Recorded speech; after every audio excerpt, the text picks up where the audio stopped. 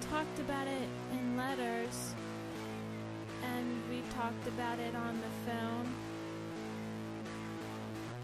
But how you really feel about it, I don't really know.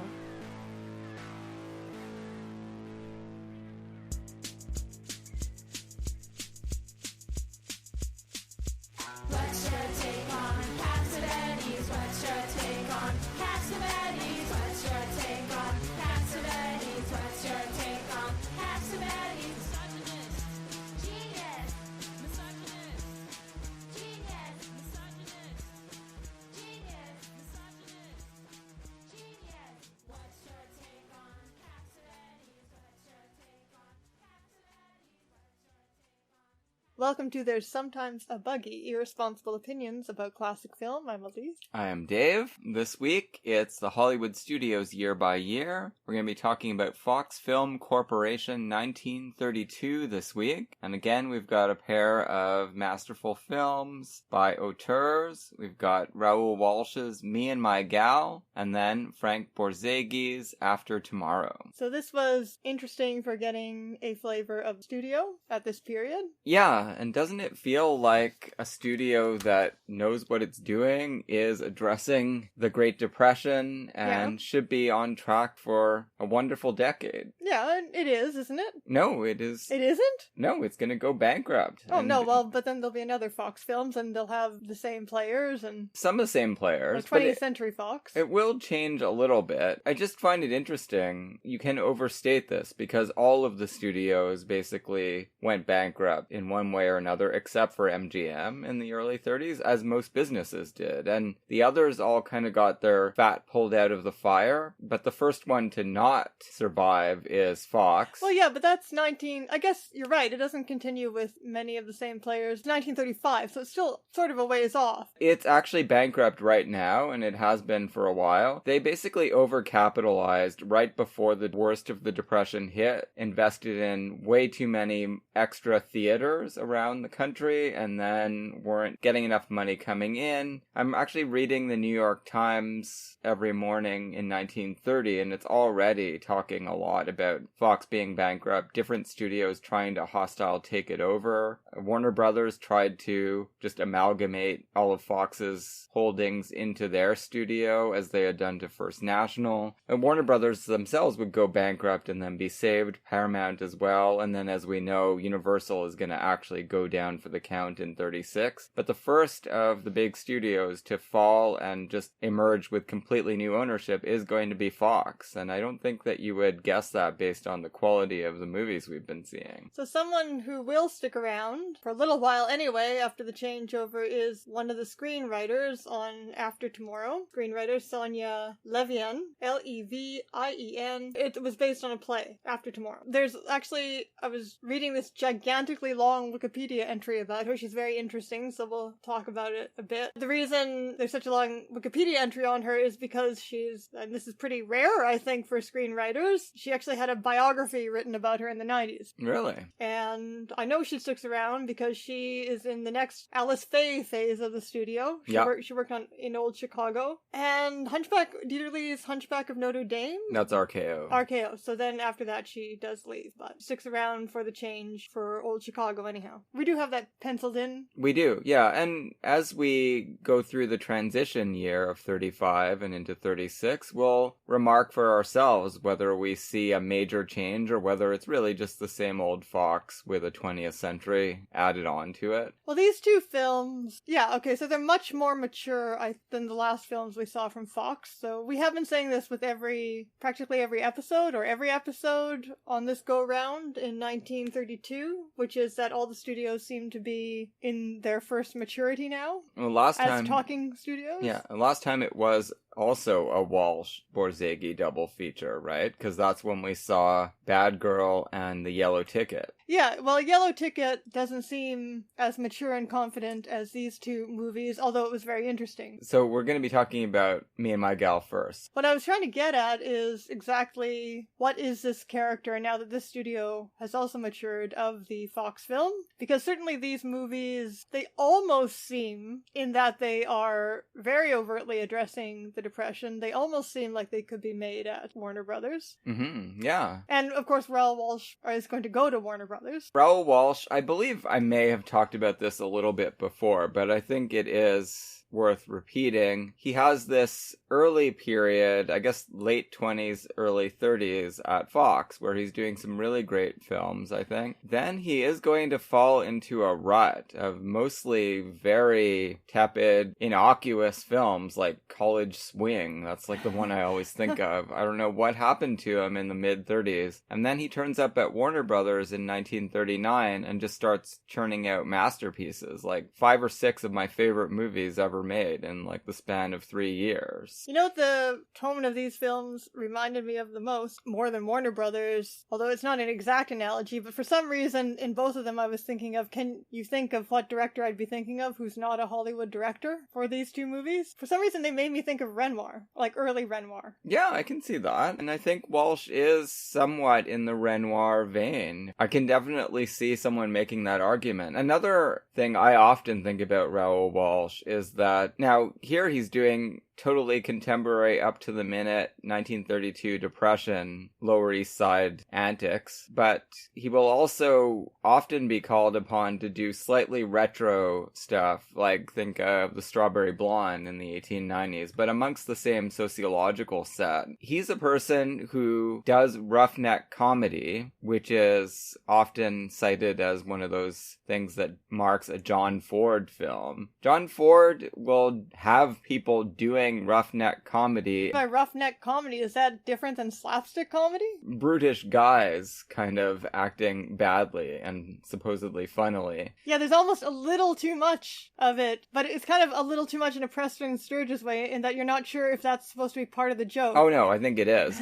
But what I'm saying is the distinction is that in a Ford film, for me, it's not funny and I don't really enjoy watching it. In a Raoul we're just gonna beat up on John Ford some more. But I think it's really instructive, and they're both at Fox, right? Ford movie, I don't feel like he knows what's funny about it. He's just basically saying, here's something that's funny because we all know this is supposed to be funny. And Raoul Walsh makes me believe that it's funny and get involved in it. Wow. I'm sure anybody who likes John Ford doesn't feel the same way about that. I only say it because I do think that it's an instructive point of comparison. They both have these kinds of scenes in a lot of their films, and I laugh at a Raoul Walsh movie and I don't laugh at a John Ford movie. That's almost every time. Well, I don't know. I think probably Ford, being a very polished filmmaker, maybe did it so much that it became rote for him.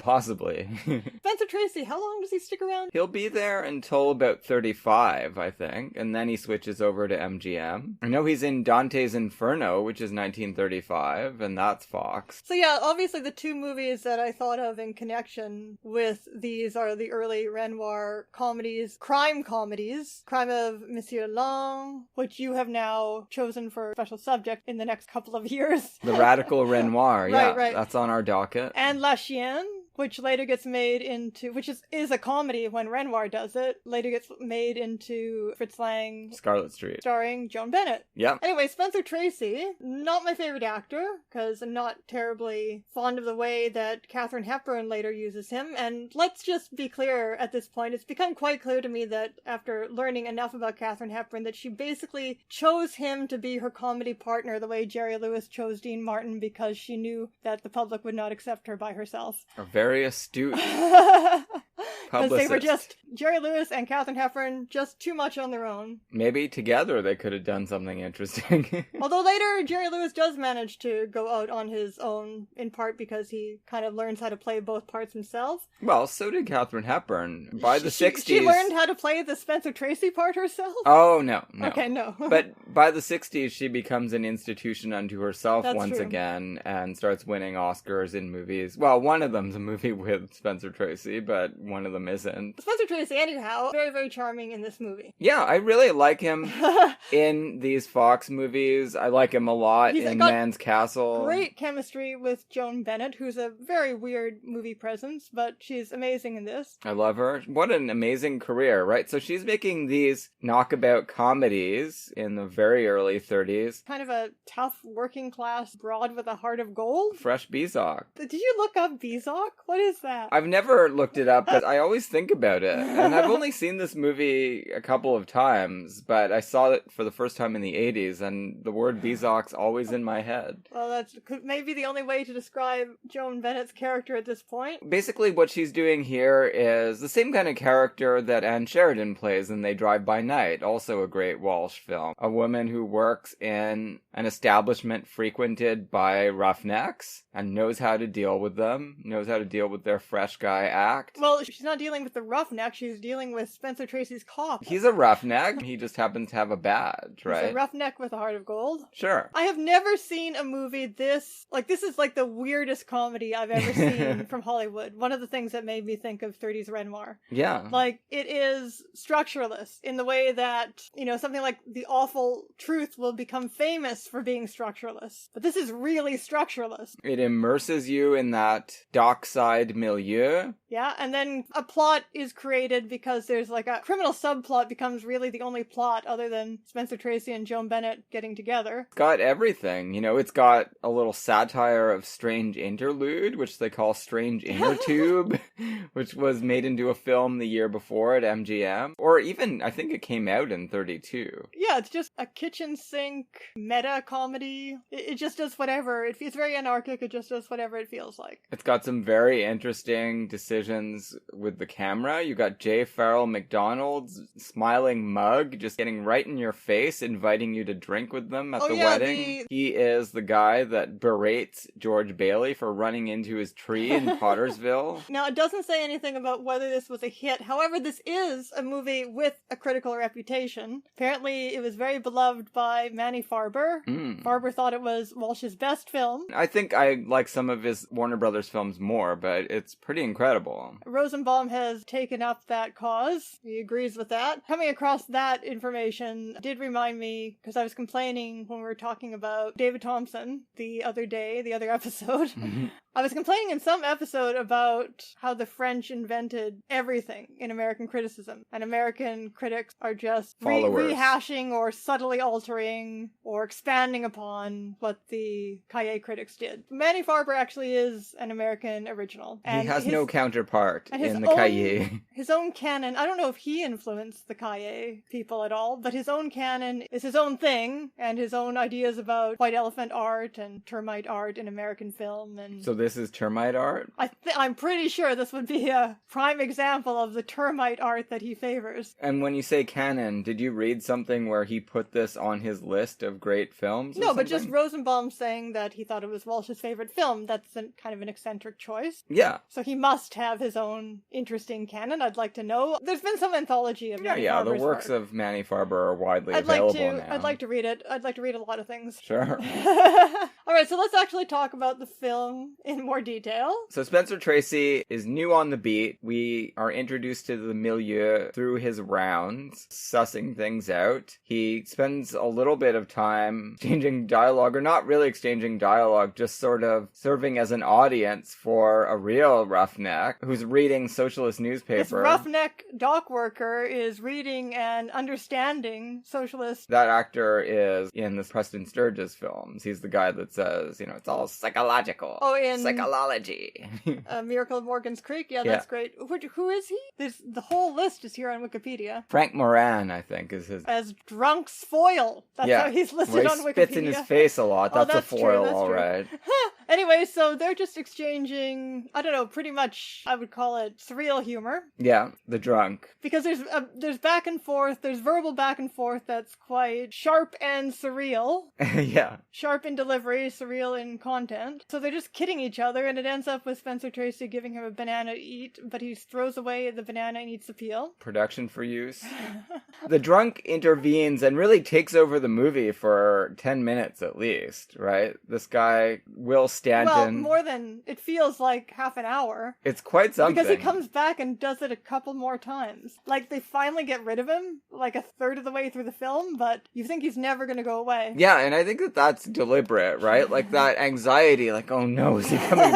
Are we ever going to be rid of this drunk? And finally we are, but he's... Yeah, but before he turns up, there's a scene from a De Sica film. This is where the Walsh heart gets you as well, and he always has this. This is always a major component, sentimentality that never outstays its welcome. Almost always hits the mark when Walsh is on his game. This scene with the dog, he's going to be thrown into the drink with an anchor because his owner can't feed him anymore, and Spencer Tracy, of course, shows us the kind of guy he is. Yeah, but Spencer Tracy is handling all of this kind of with cop aplomb. Yeah, I don't know how to put it, but well, he's Spencer Tracy. He's just acting like he's unfazed by anything and always calm and cool and has this strangely passive tough guy veneer. Yeah, he's new on this beat, but he's definitely not, it's not his first day on the force, clearly. So he takes this dog in, but he does it in such a way that pretending that it's not a big deal. Yeah, and the guy, though, that's it. He's left to wander, probably die. No, I mean, we're obviously supposed to reflect on the fact that you can take in a starving dog, but no one's going to take in a starving man. No. One thing I really like about this film is the hero is a cop.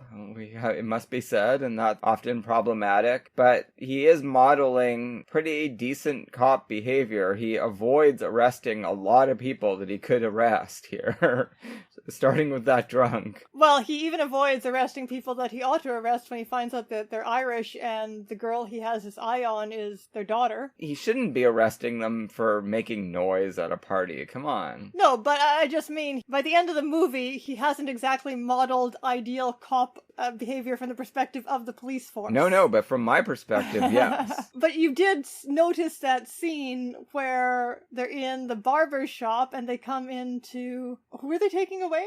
The cop and the detective? They're taking somebody away who's getting a manicure. One of the... I think they call them bad hombres. Well, yeah, it's the guy, Duke. Yeah, well, one of the bank robbers. Yeah. Right? But you did notice the black man in the background standing there the whole time with his hands up while the police are in there. Yeah. They did sneak that little Warner's-like social commentary in there. Oh yeah, well there's tons of it. Bank robbery. Who they rob now? So he might be a cop hero, but it's not as though the movie is pro-police. No, definitely not. He's the only policeman that is likable. His comrade... He's got a Detective Echo. Yeah, that guy... I don't know who that actor is, but he's most famous to me as ringleader in Christmas in July, who sends the fake telegram. So all of these people end up with Sturgis? Yeah, maybe. Preston Sturges liked this movie a lot and rated the supporting players for his... It is, of course, yet another movie where there are like 100 important male character actors and 2 women. Yeah, Marion Burns. I don't know anything about her, but I really loved her in this movie. She really managed to do a lot with a character that could easily fall flat. It wasn't that outstanding for me, but okay. Oh, her agony was palpable, I thought.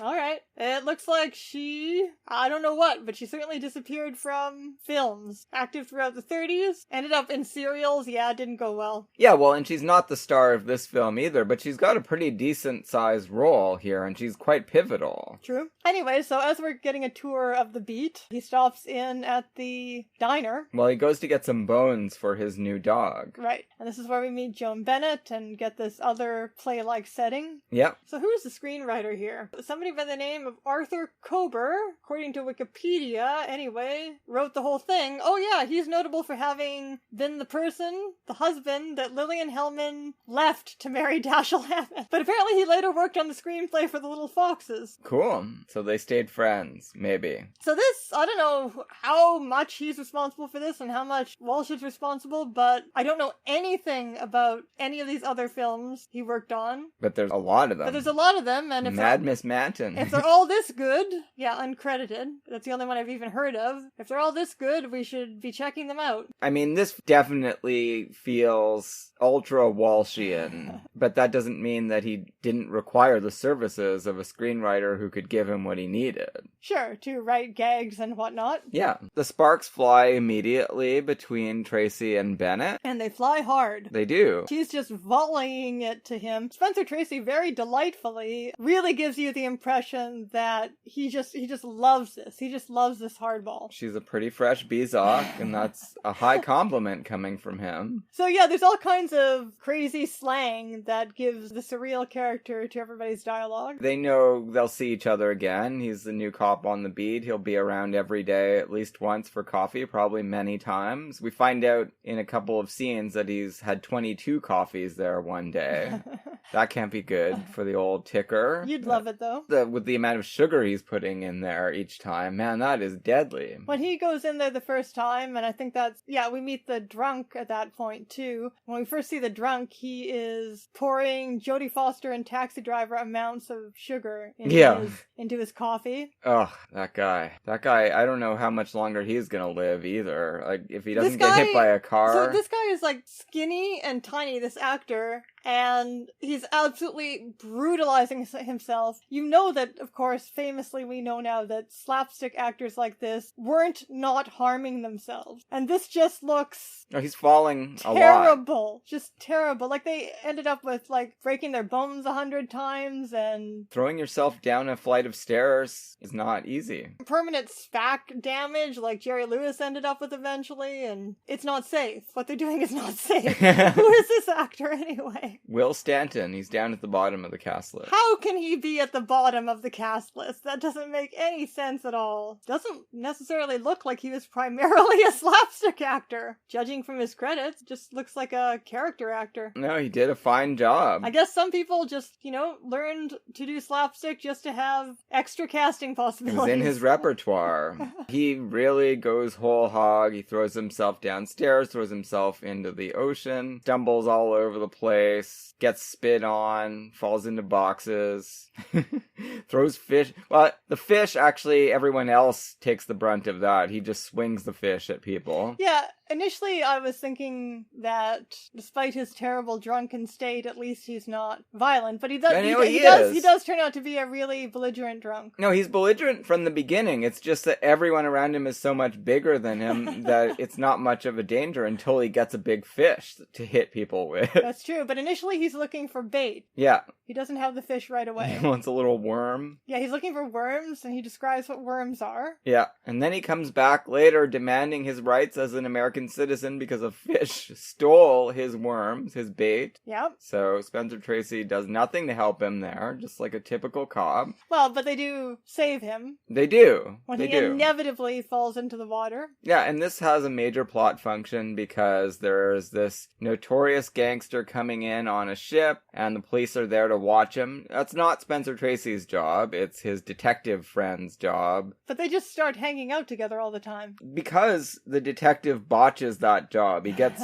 embroiled in the rescue of the drunk, and he misses out on spotting the Duke. But he gets demoted? I didn't notice that. Yeah, the police chief says, okay, well, we're making Spencer Tracy a detective, and if you don't want to get broken down to a flat foot, you just stick with him and do what he does. And he takes that literally. He just repeats everything Spencer Tracy says for the rest of the film. Oh, I didn't even notice that that's where the gag... You didn't know why he was doing it? It's a very high concept thing, but he repeats everything Spencer Tracy says for the next 60 minutes of the film. Yep. Unless he's dismissed. Like, Spencer Tracy has to make him leave the scene to stop having this echo. The other thing about the film is that it's made during Prohibition and everybody's drinking all the time or trying to get drinks. And inviting the audience in for a drink. Yeah. Very hostile to Prohibition. This is definitely a wet film. Yeah, and not just because of the drunk falling. The end of this very leisurely comedic tour of the dock happens when Joan Bennett calls up her sister, and the crime plot and new settings come into play. The two coalesce suddenly here, because we find out that this Duke... The Duke is played by Raoul Walsh's brother.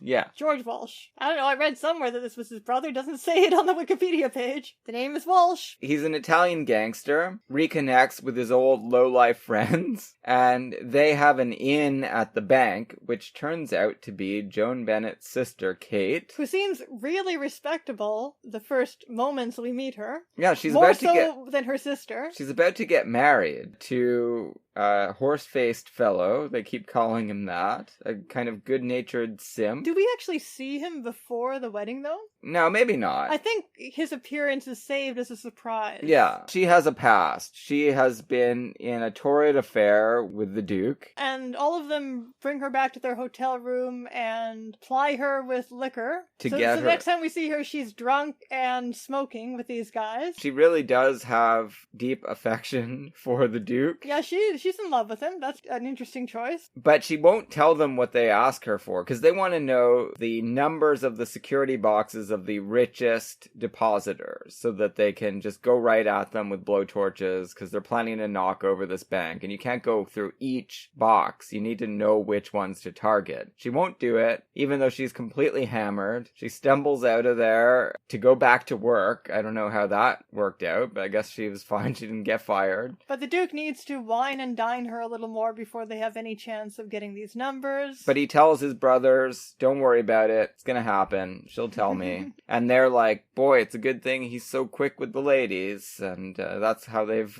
made their living all these years. It's totally ridiculous. And apparently, you were just looking at his Wikipedia page, apparently he was considered to be some kind of matinee idol, an athletic thunderbolt, etc. So... Yeah, sure. I mean, he looks like the types maybe who were popular in the silent era? Yeah, I suppose so. Yeah, it looks like he made a lot of silent movies. Look, he was in Birth of a Nation. So was Raoul Walsh as an actor. Lots and lots of silent movies. He says, I'm going to meet back up with her after her shift ends and get this information out of her. But first I'm going to go for a manicure. But he doesn't get any further than that. The cops find out he's there and pick him up. Here it is on the Wikipedia page. His older brother was the prolific film director. That's how he's described. Prolific. Raoul Walsh. Well, he was prolific, especially for the first 20 years of his career, yeah. Because he started, again, under D.W. Griffith, and eventually came out from under the shadow there and started to build his own filmography. And did you notice, what did they call him? It's the sergeant? The father-in-law who's paralyzed? Right. That's Henry B. Walthall, who was one of the stars of Birth of a Nation. He is the little colonel. Sarge. Yeah, okay. And a very recognizable guy if you've ever seen Birth of a Nation. And if you haven't, just don't bother, because it's important for the technical innovations, but it's just so fucking depressing and politically noxious that just read a book about it instead. I've never seen it. I'm not a film professional. I don't have to. No. But anyway, he is the little colonel in that film. So all these D.W. Griffith people sticking together for 20 years. So the crime plot is David Lynch levels of basic serialness. They don't get fancy about it. They're like, okay, there's a bank. We are going to find the person who lives above it, threaten them, drill through their floor. No, but I mean, even the stuff about the Sarge being paralyzed and having to do a code with his eyes. I mean, the second you see that the husband is going to leave her there with the Sarge and find out at the same time about the Sarge's condition, you know that this is going to play some kind of Hardy Boys role in this uncovering of this crime. Well, it's even more serial-ish because you've even got Lassie element too. There's a dog and a blinking old man. It's true, yep. And all of that is played straight, but, you know, there's not so much of it that it gets annoying. It's just kind of a relief from the crazy comedy. No, it really blends perfectly. And all of this is meaningful to me because I do feel for Kate. She's trapped in this terrible situation. She loves this creep. who has knocked over the bank. Dave is so into this plot. He's half forced her to give him, a hideout, but she does care for him and she probably would do it anyway, but she's disgusted with herself because she knows that he has actually killed someone in his prison break. But the plot definitely wants us to sympathize with her. Yeah, it's incredible because very few movies would do that. She would be lost to us in most movies. And the linchpin of this sympathy is when we meet her husband and see what he looks like. Yeah, he's a fucking goofball, but he's actually a really lovable guy. He loves his dad. Yeah, but you can tell why she wants to have sex with a handsome gangster, even if he's no good for her, compared to this marital option that she has. Yeah, the movie does not make those kinds of judgments, which is incredible. I mean... No, it does make a judgment. The judgment is that it understands why she's doing what she's doing. It doesn't judge her morally for wanting to have this husband, but also have this torrid affair continue when he comes back. Again, it keeps us on her side because she never abets him in any way except for hiding him, and she doesn't agree. It's not like she's joining his gang or anything. She doesn't give them the numbers until they torture it out of her. Yeah, I mean, I guess that's why, ultimately, but she also does hide him. I don't really know the extent of what is voluntary in what happens. The point is that the when movie she becomes an accessory goes out of its way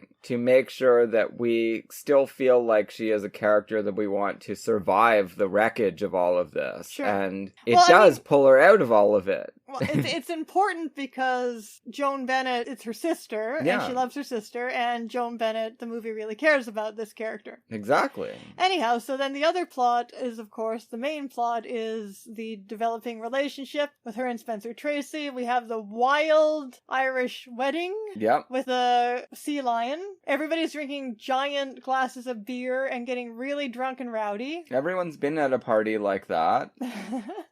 Well, I don't know, in their 40s or whatever the average age of the person at this party is. Yeah, maybe, but there were parties like that at a house that I lived in my 20s anyway. No one ever threw a radio out the window, but it came close a few times. This is, I guess, a working class prohibition wedding. Yeah, reading through the newspapers in the early 30s is great for giving context. Not that I couldn't have guessed this anyway, but they were doing a lot of polling at that time, and city after city was saying, we're tired of prohibition, get rid of it. Federal government wasn't doing anything about it until FDR was elected. So the cops are just wandering by when some drunk old guy decides to throw... Well, the dad. Oh, was that the dad? Yeah. He did? Okay. He doesn't like this song about a gigolo. That's why he throws the radio out the window. Well, that's weird, because I was singing Just a Gigolo this morning, and I didn't even know why. It's a different gigolo song, this one.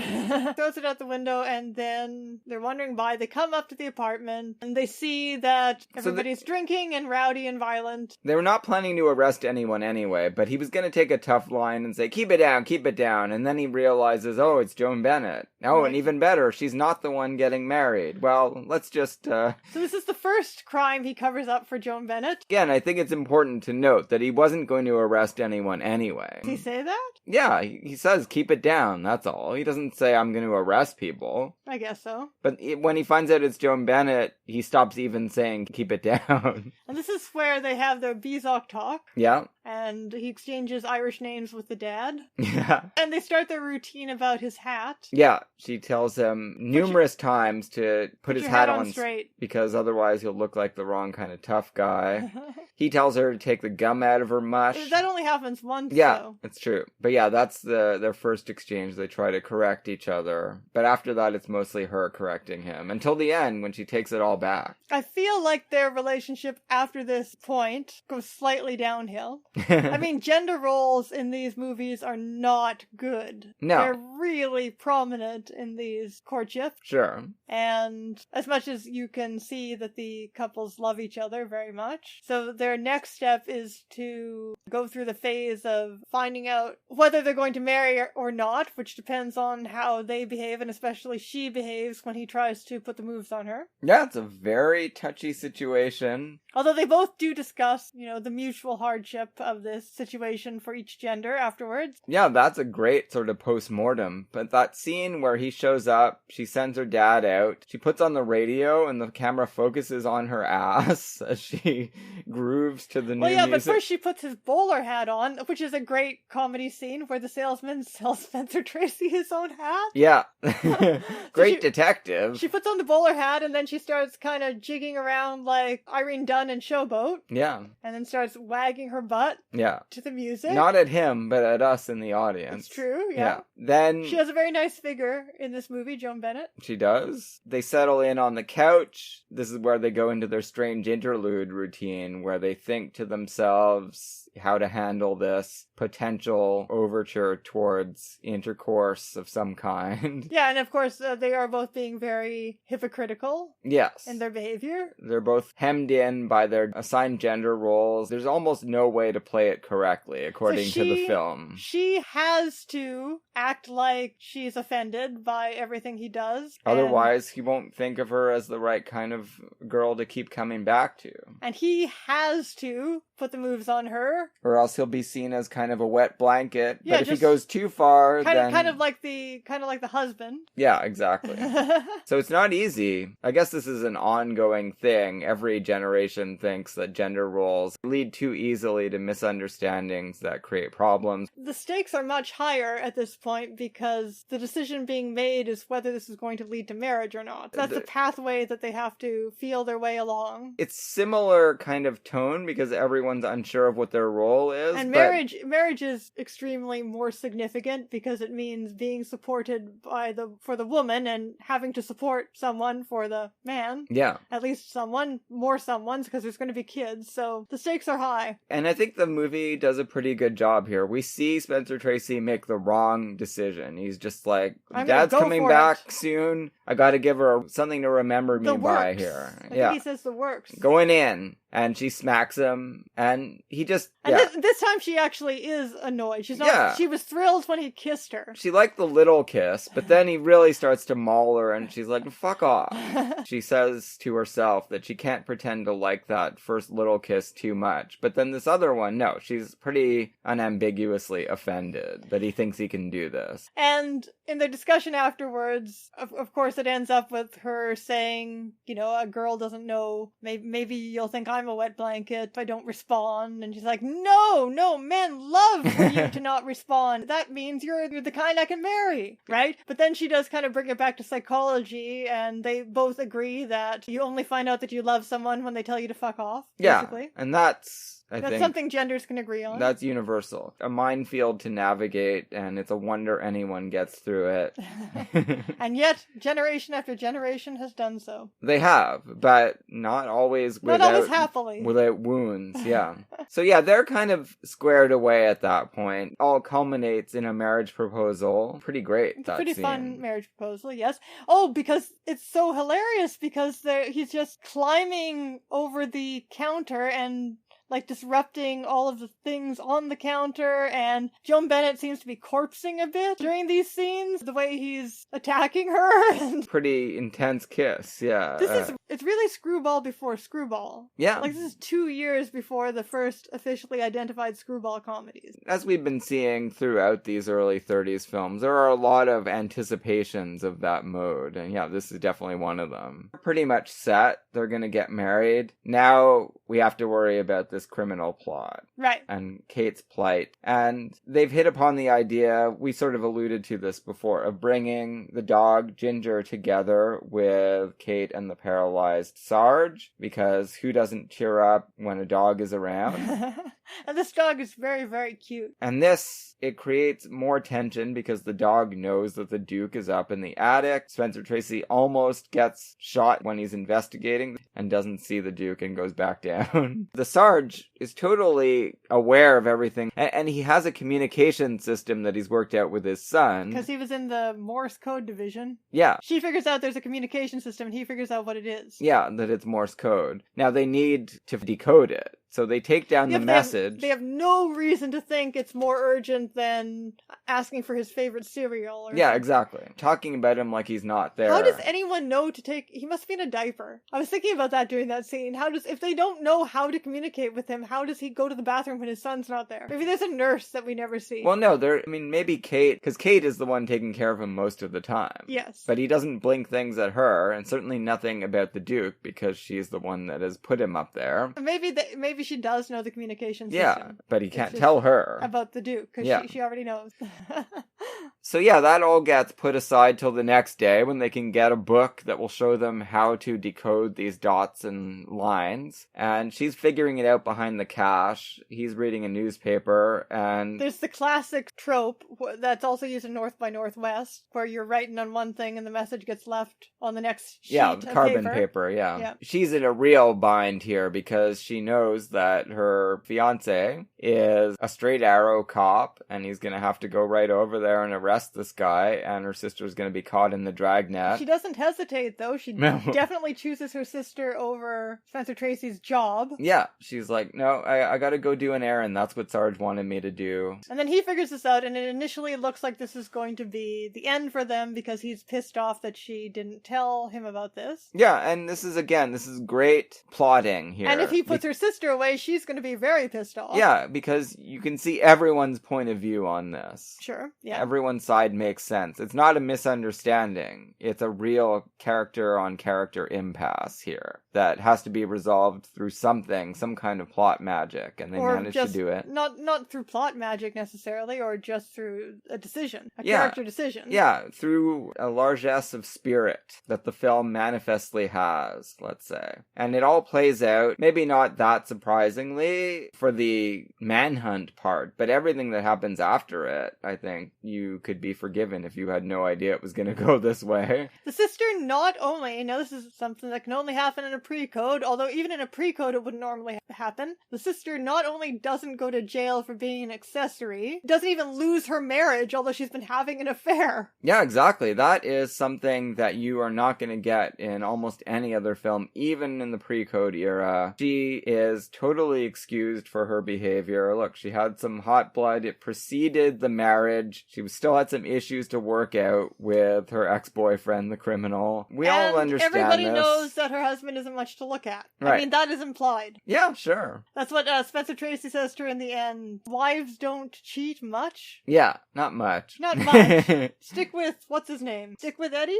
George Chandler? That doesn't even look like him. Yeah, that actor. I know him. Really? Okay. Eddie Collins is his name. Stick with Eddie. Yeah. So that's a tough situation, because Eddie's dad, the Sarge, knows all about this affair, and he agrees to keep it all quiet. He could screw Spencer Tracy, too. Everyone agrees Kate is a great gal, and we don't need to mess with this. The marriage is going to be fine from now on. She has been through her tribulations and come out of it the better for it. She's learned a lot of things here. Yeah, it's pretty amazing. Very remarkable film. Go and get it any way you can. Enjoy. It really was almost as surprising and wacky as Crime de Monsieur Lange, although that's a masterpiece, so not as much, but close, very close. Wouldn't put this at the same level as Crime de Monsieur Lange, but I really love this movie. I think I will continue to love it through the decades to come, as many times as I see it. It's obviously not a very easy movie to discuss because of its episodic and slapstick comedic nature, so you just have to watch it. Yeah, it creates a great atmosphere. You have to immerse yourself in it. See Spencer Tracy at an early peak. See Joan Bennett. She's doing these kinds of movies. Then, a year after this, she plays Amy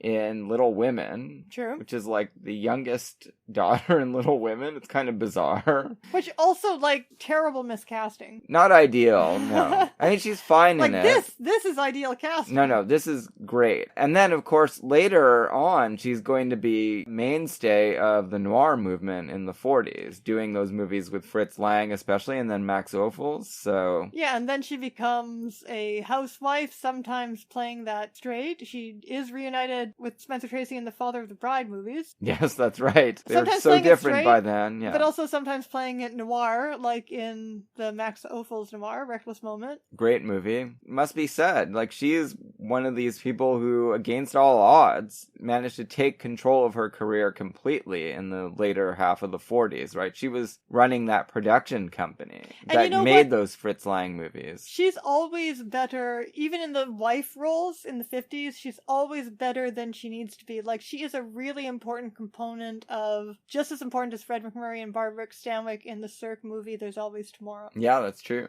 So, hats off to Joan Bennett. I'm sure we'll see her many times in the future in this series. Or hats worn correctly. Crooked derbies off. So after tomorrow, let's talk a bit about people, first of all, involved in this who aren't the director or actor. So there is James Wong Howe, credited as James Howe. Yeah, beautiful cinematography in this film. For the most part, it's not very evident because it's kind of play-like. Yeah, but there's some incredible little moments. The main moment we'll talk about, which is let's call it the sex moment. That lighting is pretty important in the sex moment. Wouldn't you agree? So he also did the cinematography for The Yellow Ticket, which was very striking. We talked about it in that episode. Yeah, I'm pretty sure Is he a freelancer, or how long does he stick around at Fox? Just looking at his filmography here. Later, he does King's Row, which is Warner Brothers. He did settle in at Warner Brothers later on, but I think he may have been on contract at Fox in the early 30s. I can think of other Fox movies that I've seen from that period, like Transatlantic.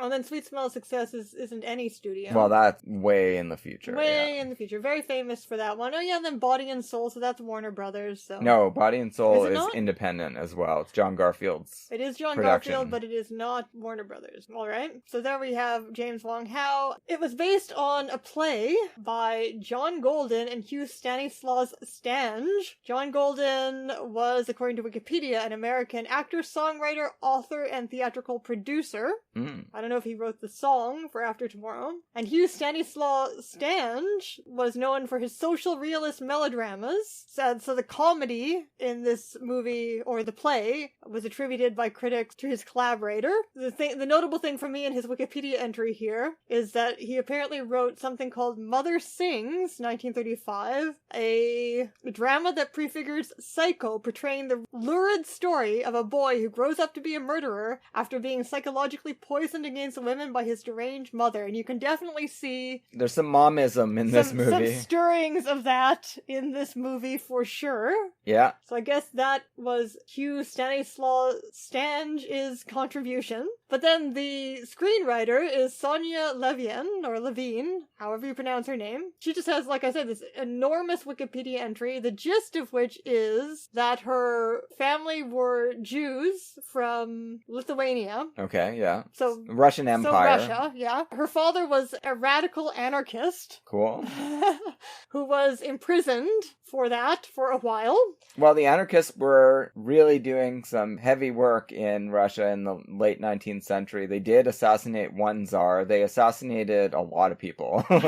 A lot of dukes. For a while, apparently the family moved in with his father, the father's father, who was a rabbi, who instructed young Sonia in Russian, French, German, and Hebrew, and encouraged her to read from the Talmud and something else that I don't know what it is, the Jewish Code of Law, on a daily basis. Now, this, as far as I understand Judaism, which isn't very far, but this, I believe, would have been very unusual to be instructing a girl in this way at this time. That's my understanding of it. Sounds amazing. So Sonia herself, when her family escaped to the United States, grew up to belong to groups that had socialists and anarchists in them, and also to be a radical feminist. Cool. But apparently, according to this Wikipedia entry, was considered apolitical in Hollywood, even though her own daughter and her daughter's husband were blacklisted, and apparently she did not publicly comment about that. So it seems as though after she became a very highly paid screenwriter, she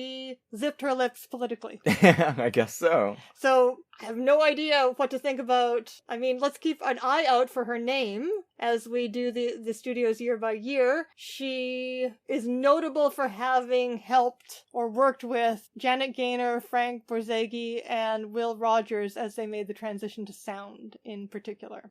And she worked on State Fair. She was one of the screenwriters on State Fair. Well, we're doing State Fair in 1933, so we'll revisit her work at that time and we'll see what we think. But when her name comes up, we can keep keep our eye out to see if there are any radical... Well, the most radical thing in this movie, I would say, is the frank sex talk. Whoever decided to include that, it sounds like something that a radical feminist who was pro-birth control and abortion at this period might have introduced. These things went together. It does also focus on socioeconomic problems. It's true it doesn't have anyone making socialist speeches, but I don't think that you would say it's inconsistent with a socialist worldview to depict people in these kinds of straits, right? Going medical bankruptcies and just not being able to get married. Borzage has a medical bankruptcy in almost every one of his 30s movies. It's like the fact that he himself was a Republican, an anti-New Deal Republican, breaks my brain. Well, it breaks my brain. And the one this one most resembles for me was Little Man, What Now? Deus Ex Machina being helped out by a rich guy ending. You have to cast your mind back to that period. It doesn't explain or excuse anything anyone did, but you do have to remember the way people perceived the Democratic Party and the Republican Party. A lot of people were having a really tough time in the 30s and 40s disengaging their idea of the Democratic Party from the corrupt Tammany Hall type antics that it had been practicing in cities for like 100 years. But to be this concerned... Yeah. To be this concerned about the financial problems of poor people, as he is repeatedly, or,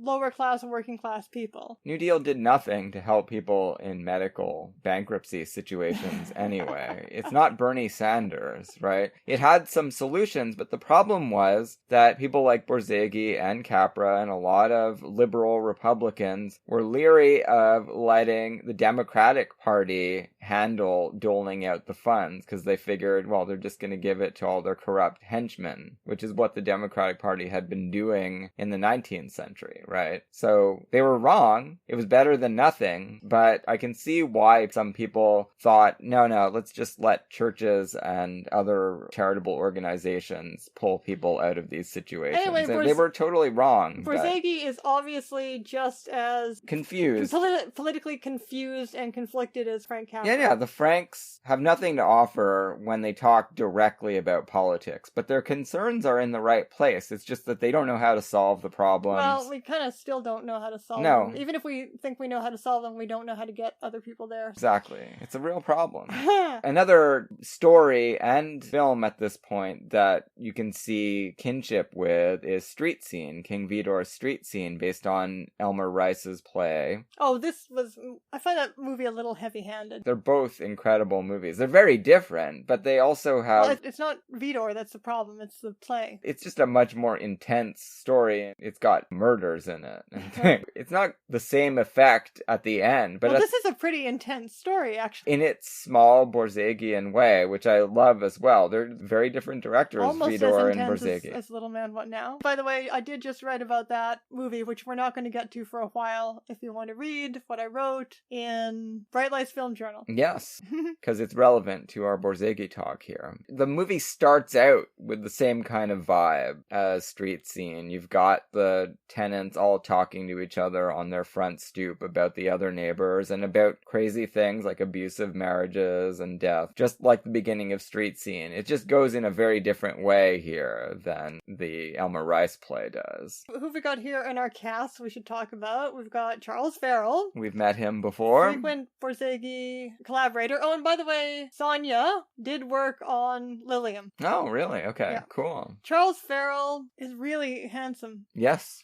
Well, that's what he was best known for. He's very, very likable. Yeah, I think he's great. I was just waiting, though. I was waiting the whole time. When are they going to let his hair get crazy? Because that's where the handsomest goes over the top. And they did it. They knew they had to do it, and they did it. In the sex scene. That's why his hair gets mussed, and then they keep it that way for the rest of the movie. Now, his career, he was so popular in the late 20s, early 30s, and by the mid-30s, he was pretty much done as a star, which is... How can that be so? He's so wonderful. Yeah, well, it's not like he stopped acting. I think he even had a TV series in the 50s, but his peak popularity in all those movies with Janet Gaynor and his Borzage movies, well, that's over very soon. It's hard to understand why he went out of vogue so completely, because he seemed perfect in this Depression depression atmosphere. So many people who made the transition from silent to sound, often you blame it on being a woman and getting older, but many of them quit around the same time in the late 30s. Yeah, Janet Gaynor quit in Of course, Greta 1939. Garbo. Sure. Although Gaynor really remained a star right until she left. She kind of went out on top. Farrell really sort of got demoted to B pictures, and then I don't know what he did. He may have gone on the stage for 20 years, because I don't think he did much until he came back to TV in the 50s. Like, nothing that we can see on recorded media. I don't know how people manage to keep their careers going forever now, although part of it has to do with investing, like men, actors. Part of it has to do with investing their own money and working with the very few auteur directors who are left. Actually, you know, he might have went into politics in the 40s. He did. He became a mayor or something. Okay, so that's what he did. I was glancing. Yeah, I know I've looked at his career before, but not lately. So yeah, that's what he did in the interim. With Ralph Bellamy, they opened the popular Palm Springs Racket Club.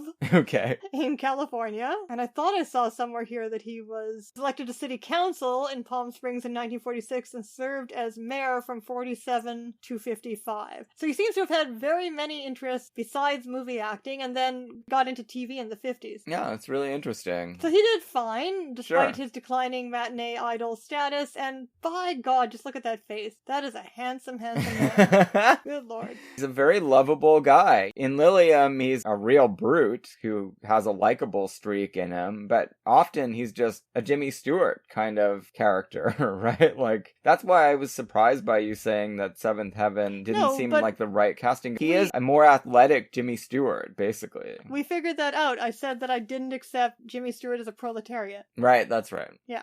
Alright, so let's talk about the movie. Well, actually, let's talk about his co-stars. Yeah, Marion Nixon. Marion Nixon was also a holdover, as many stars will be at this point, from the silent era. She made a ton of movies, but all between 1923 and 1936. 70 movies. I've seen a couple of movies that she's in from the early 30s. More than 70, says Wikipedia. Some of them are lost. She is very unlikely heroine. She's very, very thin and fragile looking. She starred as Rebecca in Rebecca's Sunnybrook Farm with Ralph Bellamy in 1932. There's Bellamy again. Also in Winner Take All with James Cagney. I've seen that. She's fine. She's very good in this. She's a good actress. And Minna Gomble. Yeah, what about her? Can't say enough about... She's very, very good in this. The wonderful Minna Gomble. I sort of mentioned this last time, I think. She's probably best known today for her scheming mother role in The Thin Man, which she does very well, but it's pretty one note. These two Borzage movies, she's so incredible in. But she seems to have constantly worked as a character actor.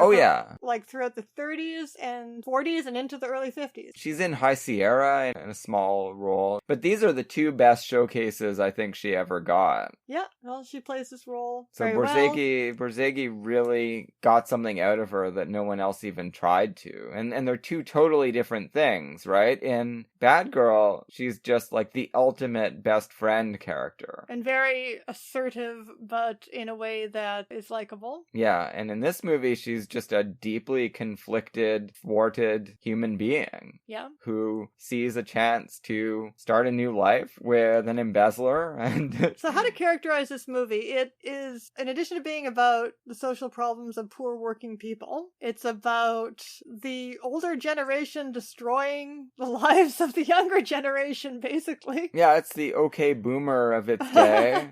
I mean, both romantic partners are being weighed down in different ways by their parental units. And they can't get married, well, because they're both working and they're both having to help support their parents. Yeah, they've been engaged for 3 years. They're desperately in love. They really take seriously the no premarital sex thing, so... Oh, there's quite a talk about that. Yeah, exactly. That's part of the frank sex talk, although it's frank talk about how they're not going to have sex. Right, but it's an option. And it's another discussion, not as good or as modern as the one in Me and My Gal, but it's another discussion about, well, that one isn't actually very modern either. No. It's another discussion of gender roles. They have a frank discussion about their gender roles. Yeah. But in this case related to, well, in that case too related to sex, but in this case related to the actual act of intercourse. These two movies really put you in 1932 in this phony battle of the sexes war that has been foisted upon us from time immemorial in its configuration Britain during the height of the Great Depression. There is perfect sympathy between them. They're really fighting this battle together against terrible misfortune after misfortune that has befallen them. It's interesting, when I first started seeing Borzage films, I had the idea from things I had read and from a couple of things I'd seen that his male characters are always hypermasculine he-men, but that couldn't be further from the truth. A lot of them actually, okay, Charles Farrell is doing okay. He's certainly no hypermasculine he-man in this movie. He's a likable, sensitive guy. He ends up doing okay financially, but if you look at Little Man What Now, Douglas Montgomery, this is a man who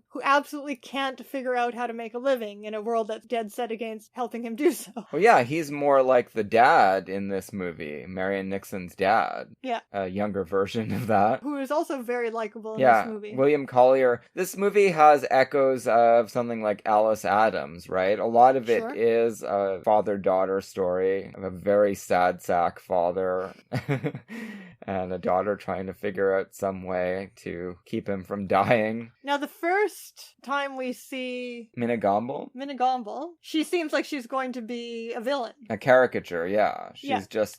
like a terrible misogynist caricature. But no, pull back from that very successfully to give us a much broader picture of the battle that she's facing. The only character who is completely thrown under the bus Josephine Hall. is Josephine Hall, who's a very fun actress. Yes, best known to most people from Arsenic and Old Lace and Harvey. Yeah, we love her. Yeah. But not her greatest role here. No, but she gets a lot of fun line readings out of it. I'm assuming this must be a holdover from the play and from the mother problems of Hugh Stanislaus Stein. She may very well, have been in the cast, because we know that she was mostly on the stage. She very rarely ventured into film. So maybe they kept this ridiculous character. I'd like to think they kept this ridiculous character just so that Josephine Hall could do her role. Just so that she could present that wedding present of the giant oversized bra. I just like the other characters, I had no idea what to make of that. There was an amazing synchronicity there, or it reminded me of a Christmas many years ago where Someone gave you a bra? No, my roommate. We went over to a family dinner, which we often did in those days with her family, and her grandmother had flown up from the United States and presented her with her Christmas present, which was this gigantic D-cup red bustier, and she was not a D-cup. It didn't make any sense. It wouldn't be something she would have worn anyway. Nixon, it was hilarious. Nixon is like an A-. So we all wore that bustier around the house quite often in the years afterwards. Maybe that's what Charles Farrell does after they get married. Yeah, that scene was incredible. A lot of her frank sex talk was pretty amazing. A mother must discuss sex with her son. Must give him a good education. Does he like talking about sex with you? Well, no, but that's not the point. Father corrects her, saying, now he learned all about this from other boys long before you decided to broach the subject. It reminds me of when I decided to have a frank modern sex talk with my younger sister when she was a young teenager, and she just looked at me with absolute horror on her face, not because of what I was telling her, but because I was telling because it of to who her. You are. Yes, just it was not a good idea. No. And it would be even worse if you were Josephine Hall. Oh yes. Marion Nixon's family. Like the other movie, it's kind of a centerless movie that is just very episodic. Well, there's a goal, which is for them to get married, but it like keeps the getting other movie too. Yeah, it keeps getting deferred, hence the title After Tomorrow. It may never happen. That may be infinitely deferred. And what would stop it from being deferred? There are a few solutions that they know would work. One would be for Josephine Hall to agree to just move in with them when they set up their home as a married couple, just have mom live with them, which is something that many or most families in this socioeconomic class would do. This seems like an absolute nightmare to have this woman living with them, but it's better than not being able to get married at all. Yeah, exactly. Although they're willing to make that sacrifice. Since we do learn from Marion Nixon that being a girl, she's not interested in sex, I don't know why she's so desperate to set up house with Charles Farrell. No, she is interested in sex. She just can't come out and say that. That's very clearly stated in this movie that she is... Well, he does ask her, would you want to do a thing like that? Like go off on her own and have sex so that you won't have sex with another woman? She wants to have sex, but she doesn't want to have sex out of wedlock because it will make her feel bad about herself. It's not that she doesn't want to have sex. And it's true, they do discuss it in terms of self-control, that men aren't supposed to have as much self-control, though Charles Farrell does question that. Yeah, he says, I'm fine, I'm good. I've made this commitment, I'm not having a problem, even though, sure, I might look at the gams of sexy blondes who are trying to fuck me. Everyone throws themselves at me because of my curly hair. And it is That's actually, as far as it goes. It really is actually an imbalance. It's no wonder that he's got women hanging around him and she doesn't have any suitors hanging around her. It really is an imbalance in appearance and vitality here.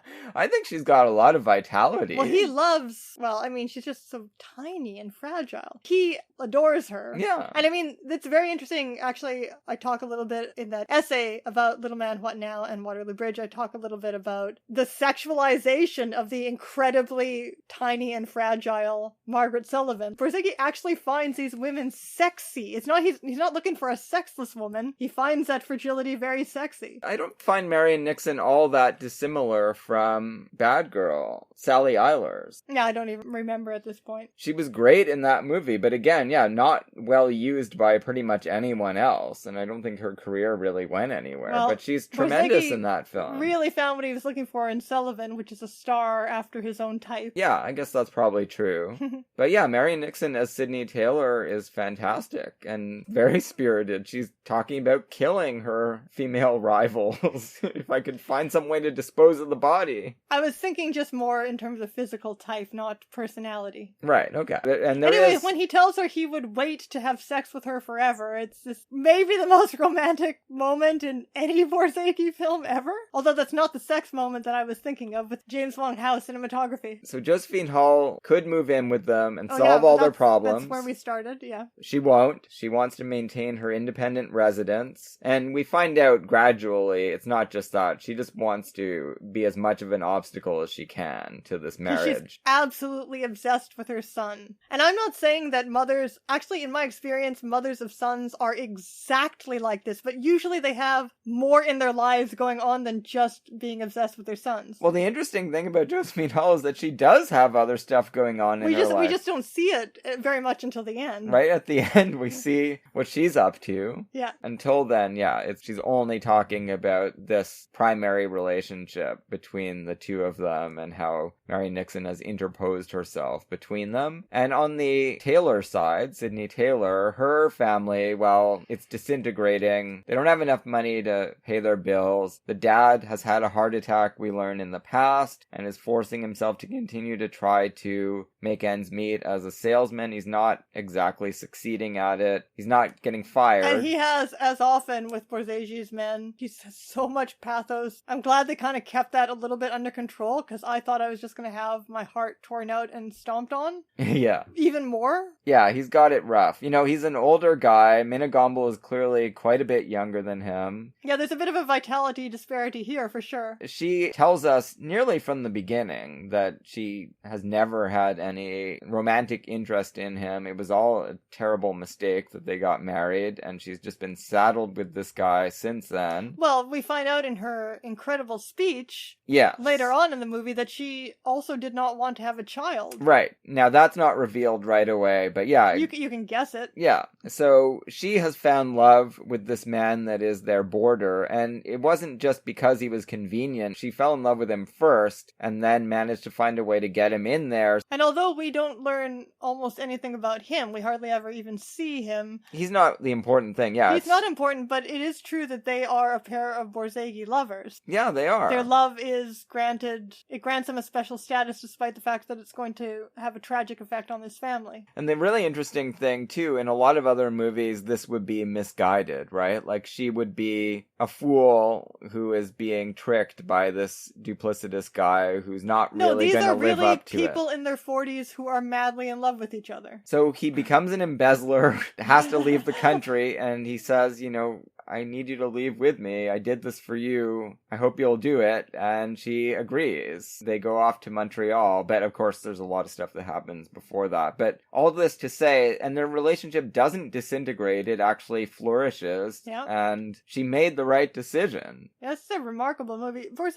really is a remarkable director, and he's not even remarkable in the way that he's been particularly characterized. Like, there's just so many unusual things going on in his films, maybe especially during this early 30s period. Maybe a director who flourished in this pre-code period because of unconventional things that he wanted to get into his movies. Still continues to be a very interesting director throughout the 30s, but these early 30s Borzages are pretty fascinating. No, they're amazing. Now, one after another. It's true that they're different after the code starts to be enforced because they have to be. I think he just responded perfectly to every era. I like all of his movies. But his attitude, yeah, you even like that Dumb Tulip comedy from, what is that, the early 40s? Yes. Right. Strange Cargo is pretty he just has intense stuff in 1940. I don't know how they made that under the code, frankly. As we're saying, he just has very unconventional attitudes towards his characters. He's a humanist. Yeah. He is definitely a Renoir-ish kind of character with a far more romantic streak, I guess. Well, but Renoir does get into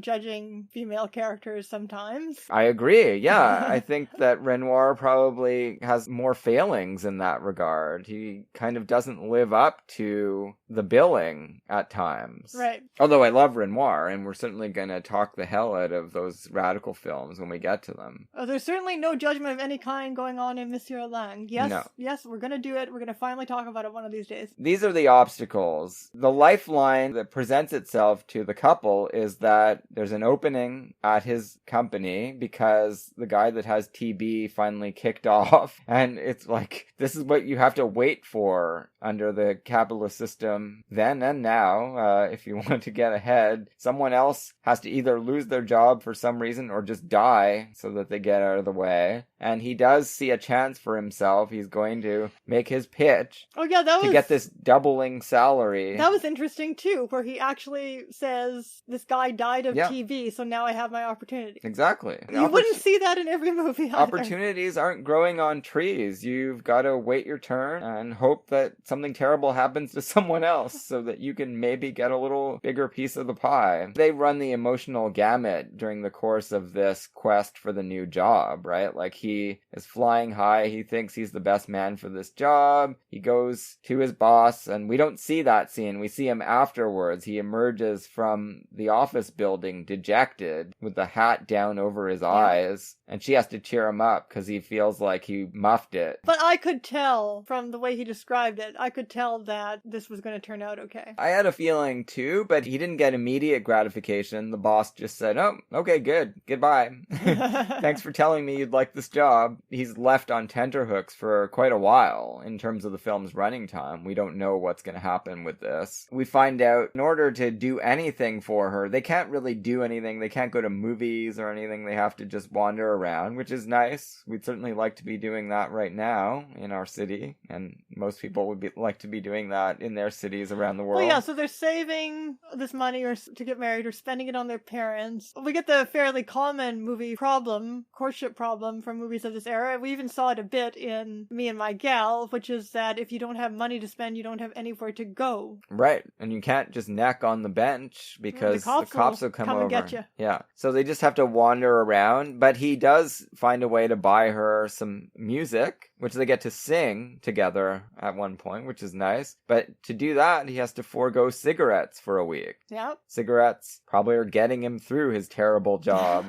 I don't know, I've never smoked, so I don't understand what cigarettes do for people, but I know that they're pretty vital to a smoker. Well, if you were a smoker, having been a smoker for over 15 years in my life, though not now, there's no way you could, I would die. I couldn't have gone for a week. Right, just to buy me a little present? No, I would have died. No, you wouldn't have done that. Nope. Sorry. Nope. So he really loves her. He's also waiting years to have sex. It almost sounds, the way he talks, he makes it sound like he's a virgin. Well, they're supposed to be, sure. Well, yeah, but not all men would be. No. Not in real life, no. No, but... not in real life. At any rate, even if he has had sex before, he's not going to do it again now that he's met her because he's saving himself for her. Yeah. I also liked, actually, we didn't mention this, the movie starts with a bunch of shots of the Empire State Building, both outside of it and inside of it. The Empire State Building was 1 year old in 1932, right? So this was the state of the art. This was the newest thing in urbanism. You know, they're right there inside it. She works inside the Empire State Building. Yep. So.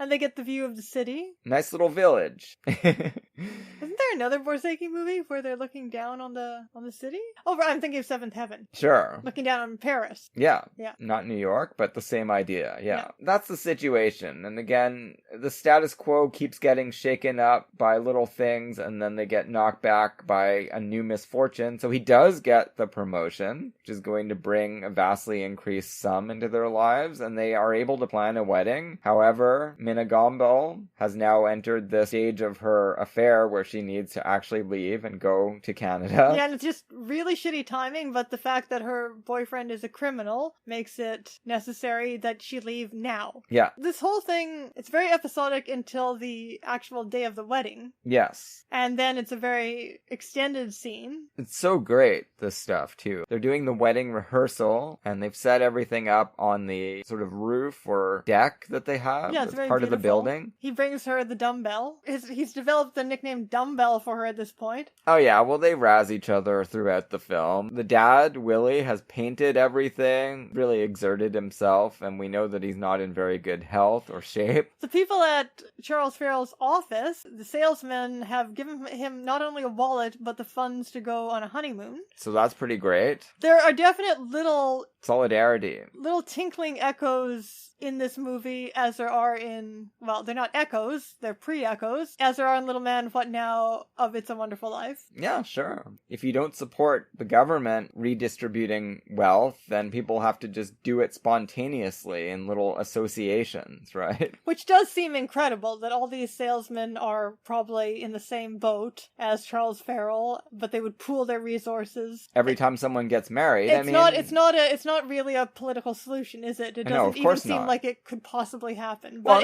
it's nice. It's a little fairy tale thing. I think that this kind of thing probably did happen more than you would think. And there were a lot of neighborhood associations where people did help each other that are sort of the basis for the idea of the Bailey Building and Loan, right? Which Capra puts a lot of stock in. After reading about Make Way for Tomorrow in Elizabeth Kendall book, I called my grandmother, who is, of course, she's like 93 and she's isolated due to COVID-19 in her nursing home, so I've been calling her more often. And I actually asked her, did you and Grandpa go on a honeymoon? Because there is that whole sequence of the lower class couple. Well, they're not lower class. They're shabby middle class. They had a home, but they couldn't pay for it. Right. I don't know what that makes you, but they're not comfortably middle class anyway. Well, a lot of people in the Depression found themselves in that situation. Yeah, True. They dropped in class. So Elizabeth Kendall says that she thinks it's a fairy tale touch that this swank hotel would treat this shabby elderly couple so nicely just because they had their honeymoon there many years ago. Whether that's true or not, anyway, I asked my grandmother, did you and Grandpa ever have, because, they were around during the Depression. They were children during the Depression. Right. Did you guys have a honeymoon? And she said, no, we just went back to the little house on the farm that we'd fixed up. So there weren't any farmers pooling money for people in the Canadian prairies to have a honeymoon, not even at a hotel in Winnipeg.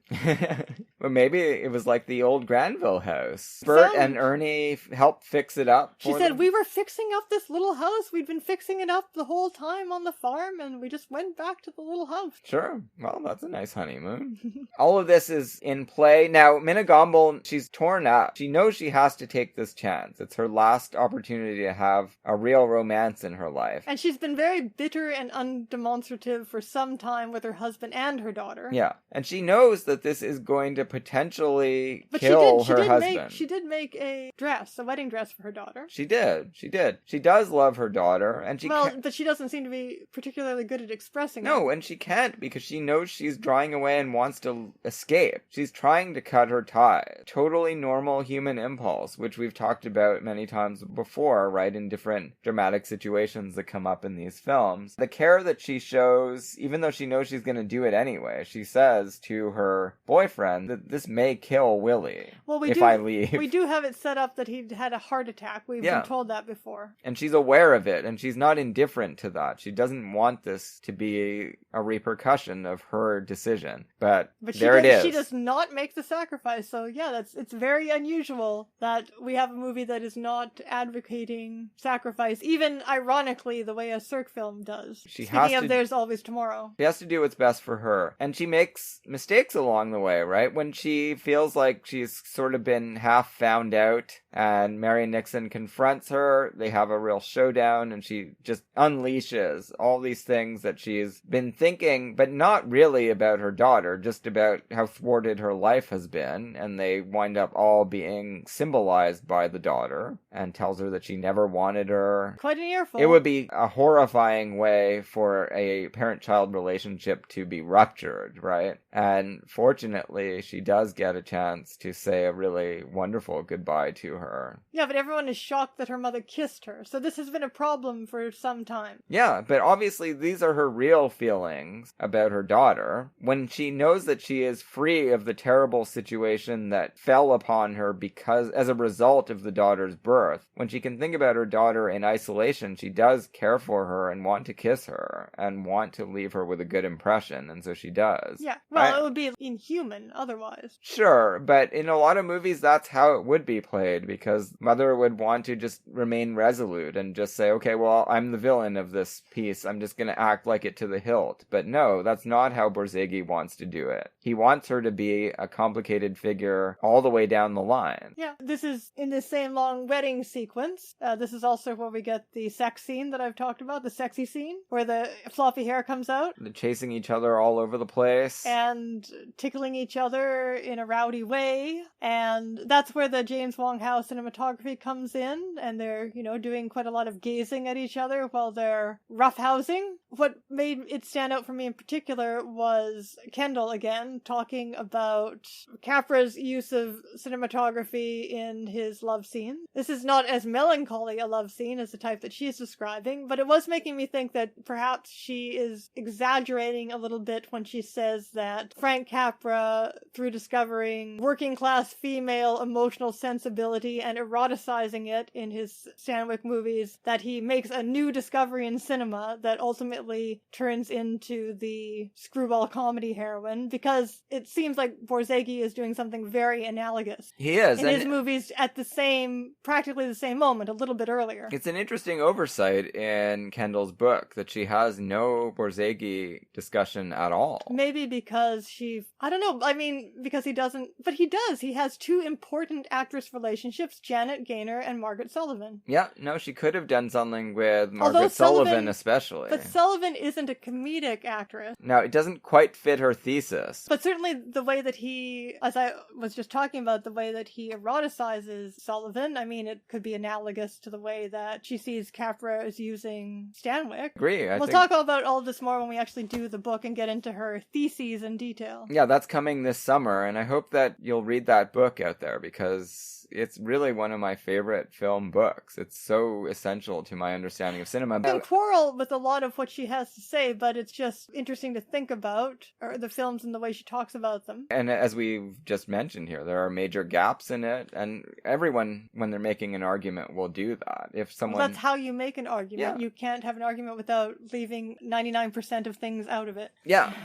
Everything does come nightmarishly true, as predicted. The husband, Willie, eventually finds this note and does have another heart attack. And then you get the signature Borzage moment, which is that somebody, to pay medical expenses, a poor person has to give up all of their money. They do it without... Still happening in the United States. Happening as we speak. Yeah, unfortunately. They do it without any grudge whatsoever. Charles Farrell is like, of course, we've got to do everything we can to save this guy. He's a great guy. He is really very fond of Willie. Of course, all of us watching are as well, so... We have also seen Willie several times, even though he doesn't at all get along with Josephine Hull, to put it mildly. Yeah. We have seen him several times after her long and frequent, almost as annoyingly frequent as the drunk in Me and My Gal speeches about her fixation on her son. We have seen him, like, kind of, sidle up to his daughter and say, well, I feel the same way. Except that I'm a better person than Josephine yes. Hull, so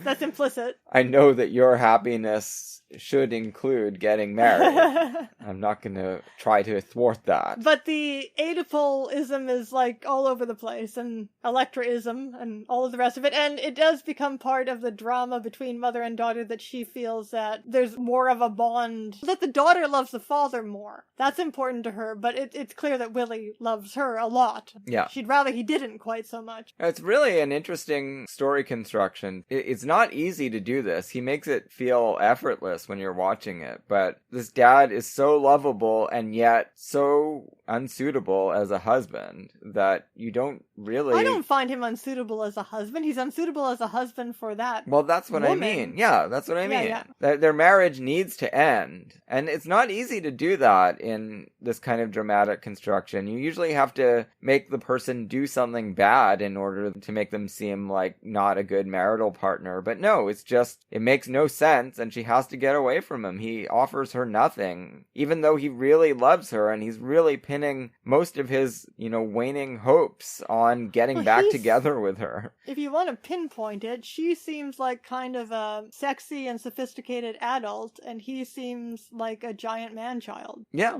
exactly. Which I'm okay with. I'm okay with a giant man-child for a husband who's not very good at selling insurance. But not Mina Gombo. No. No, she wanted someone entirely different, and she always...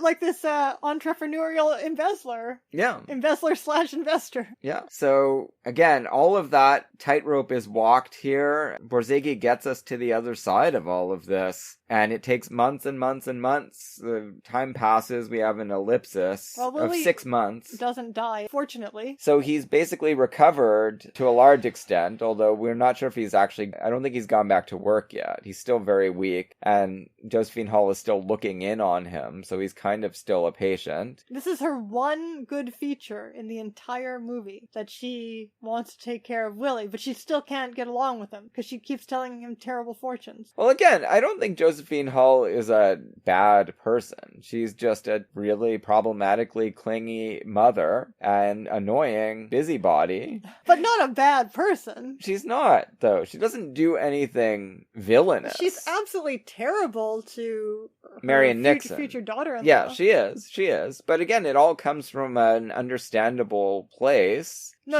I don't sympathize with this at all. But what the movie does show is the way that human beings are warped by nuclear family relationships. Yeah, definitely. And this is nuclear family all the way. There's no extended family here. The extended family has been broken up. Maybe the ethnic immigrants, new immigrants in the tenement block have their extended families around, but these people are nuclear or less. Yeah.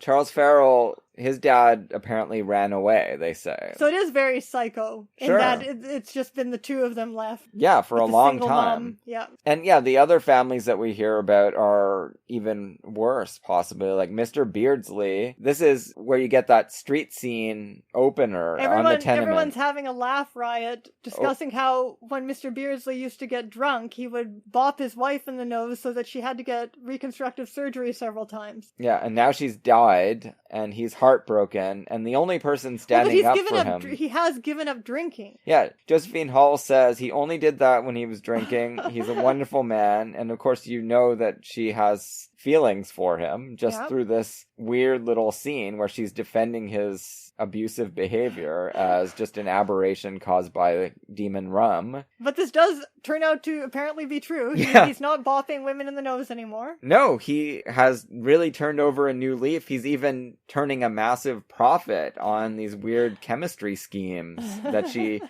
finagled her son into investing $100 in a long time ago that he always felt like was just money he pissed away. It turns out to be the salvation of the Well, there's a young double couple. Yeah. salvation. There's all kinds of... One that's still It's a Wonderful Lifestyle ending. One fortune is still waiting to go off when the movie ends. Yeah, 6 months after the heart attack, he's all getting dressed spiffily as he can because he's gotten a letter from Minagomble saying she is passing through town. She wants to see him. That's a good scene where, in the middle of all this mother drama, Charles Farrell lends him his stripy tie. Oh, no, gives him the stripy tie. Yeah, Willie says, I was thinking maybe a louder tie might help me with this problem of trying to win my wife back, my much younger wife back. And Farrell's like, Rudy Valley's got nothing on you. Yeah. You're all spiffy. Anyway, the scene could have been played for way more pathos than it is, and I just thank God that Borzage used some self-control, because I couldn't have taken it. No, it's done perfectly. Minagomble, it turns out, everything has gone perfectly with her bow, and he's actually managed to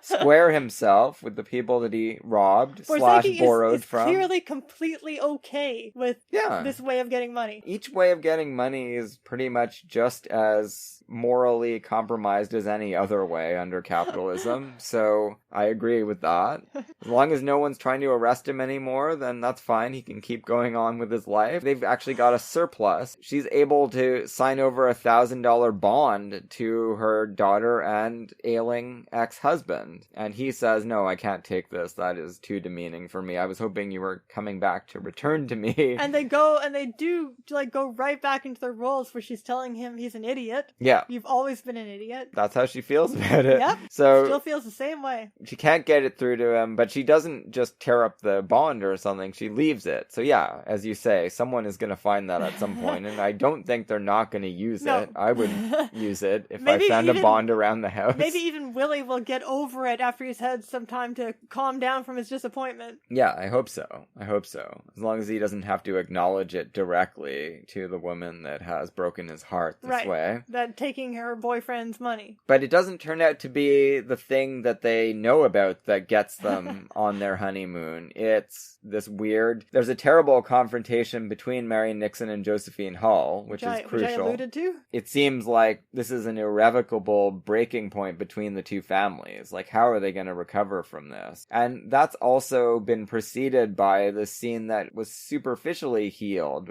which we alluded to as well. And that's great cinematography too, right? He's sitting on the steps, and the neighborhood vamp is... Violet Vick. She's got her legs in his face, and he is looking at them, and then... That's not beautiful cinematography, Dave. Those are beautiful legs. Those are beautiful legs, but it's also beautiful cinematography, the way they're all sort of lined up, right? Because Marion Nixon shows up and is looking at them. It almost has a proto-deep focus feel to it, that scene. Dr. Jekyll and Mr. Hyde is 34, isn't it? No, 32. It is 32. I wonder if Wong Hao was borrowing from that. Maybe. He would have been paying attention to stuff like that, I'm sure. Yeah, of course. Who wouldn't have paid attention to that movie? So yeah, that scene really... It just is a nice looking scene, and also it really has the supercharged sexual meaning that it needs to have, right? And the envy and jealousy that is brewing there. But Farrell is... He diffuses that. Well, he's totally all just like... Honestly, I was just looking. Yeah. That's it. Yeah, they got over that hurdle, but then Josephine Hull's diatribe... It's more about us, again, understanding what this is doing to the couple. Yeah. It's tough all around, and she says, no, look, we just have to break it all off. And he knows, though, which is great. There's not a moment of misunderstanding there. He's like, what did my mother say to you? Yeah, and he doesn't go off and tear his mother a new one. He goes off, finds her with the chewing gum investment guy, starts telling him off, and he basically wants to get them married. Yeah, he's like, look, you've been fucking my mother up here. I haven't been saying anything about it, but it's time you owned up to it. Take her her off my hands. I'm not even going to mention this $100 that you swindled me out of. And then the chewing gum guy, this is another, look, this is 1932 again. His gum has taken off because it's a way to take the speakeasy off your breath. Right. So everyone is drinking in 1932, and films are not even pretending that this is a law anyone is obeying. Time to end it. Pretty clear. It's like pot smoking. And it looks like that is going to work out. They are going to probably get married, and Josephine Hull can actually start thinking about something that makes sense for a change. The businessman also, after Farrell mentions it, says he will take an insurance policy from Willie. Yeah, exactly. So Willie Loman. That is the last we see of Willie. He's got a new... So he is still working. Yeah, I guess he's probably gone back to work. Got a new sale, so he isn't too pathetic in his big final sale. moment. Yeah. Charles Farrell says, take him for a $50,000 policy. He's feeling good. So everybody's just in the money at the end here in this completely implausible happy ending. They're at Niagara Falls. They are. Getting wet. So, 2 great films from the Fox Film Corporation here. Yeah, they were pretty amazing. So, Dave, tell us about your Cahiers project. So this is still very early going. I'm still on the first issue of the Cahiers from April 1951, but it is a project I'm hoping to get more and more into as time goes by. I've got a week off work coming up, so I'll probably read a fair bit during that period. I'm going to try to read every article. Because Dave reads French. Sure. So I've got access to all of the issues of the Cahiers, starting from the very first one all the way up to the 60s at least. So that'll keep me busy for decades.